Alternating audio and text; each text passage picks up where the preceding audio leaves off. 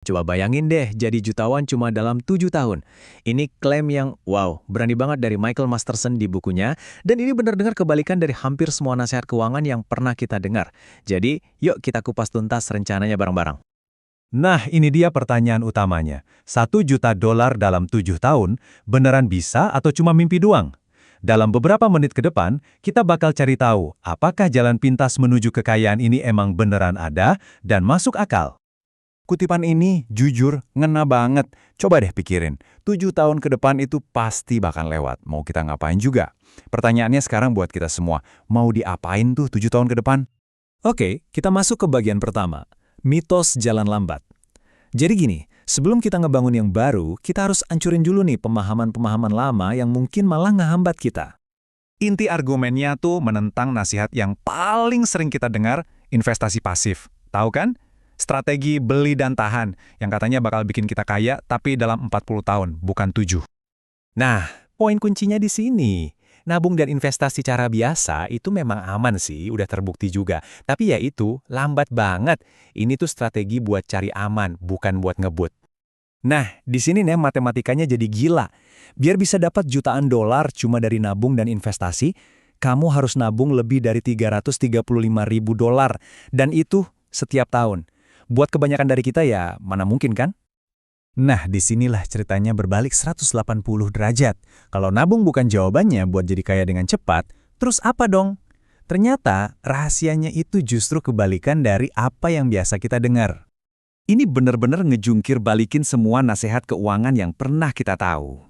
Dari dulu kan kita diajarin buat fokus ke berapa banyak yang bisa kita simpan, tapi buku ini bilang itu bukan mesin utamanya. Dan inilah dia jawabannya. Penghasilan, itulah mesin roketnya. Tujuannya bukan lagi nyicil nabung dikit-dikit, tapi secara radikal, secara drastis, naikin duit yang masuk ke kantong kita. Anggap aja ini satu-satunya aturan emas yang paling penting. Menurut strategi ini, semua hal lain itu nomor 2. Yang nomor 1 cuma 1. Naikin pendapatan kamu secara gila-gilaan. Oke, pertanyaannya sekarang jelas. Terus gimana caranya? Yuk kita masuk ke bagian praktisnya dan bedah cetak biru atau blueprint-nya yang ditawarin buku ini. Jadi, buku ini ngejelasin ada 2 jalur utama. Pertama, jadi karyawan tak ternilai, di mana kamu berkembang di dalam perusahaan buat dapat bagian dari profit dan kepemilikan. Kedua, jalur pengusaha, di mana kamu bangun bisnismu sendiri dari nol. Mari kita lihat satu persatu. Oke, buat jalur karyawan nih, ini bukan cuma soal kerja keras biasa, tapi ini strategi. Kamu mulai dengan cari perusahaan yang lagi naik daun, terus kamu bikin dirimu jadi orang paling penting buat pertumbuhan perusahaan itu, sampai kamu dapat cap sebagai mesin duitnya. Nah, baru deh di situ kamu punya kekuatan buat nawar dan minta bagian dari hasil yang kamu ciptain. Kalau buat jalur pengusaha, kuncinya itu pinter-pinteran dan ngurangin risiko. Misalnya, pakai taktik numpang marketing, jadi kamu manfaatin pelanggan dari bisnis yang udah ada. Atau, mulai bisnis sampingan kecil-kecilan dulu sambil tetap kerja kantoran. Jadi, bisa bangun momentum tanpa harus mempertaruhkan semuanya. Nah, cerita ini ngegambarin banget mindset yang dibutuhin. Audrey Maxwell, yang diceritain di buku ini, dia rela gajinya lebih kecil di awal demi dapat bagian kepemilikan di masa depan. Ini semacam pertaruhan sih, tapi pertaruhan yang akhirnya kebayar lunas. Oke, kita udah ngomongin soal strategi dan taktik. Tapi, kata buku ini, semua itu percuma tanpa satu langkah pertama yang paling dasar. Dan ini nggak ada hubungannya sama uang, tapi sama cara kita berpikir. Jadi, Masterson dapat pelajaran penting nih. Punya kebanyakan prioritas itu sama aja kayak nggak punya prioritas sama sekali.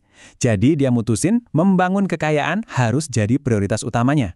Bukan berarti tujuan lain nggak penting, tapi yang ini harus jadi nomor 1, yang jadi panduan buat keputusan lainnya.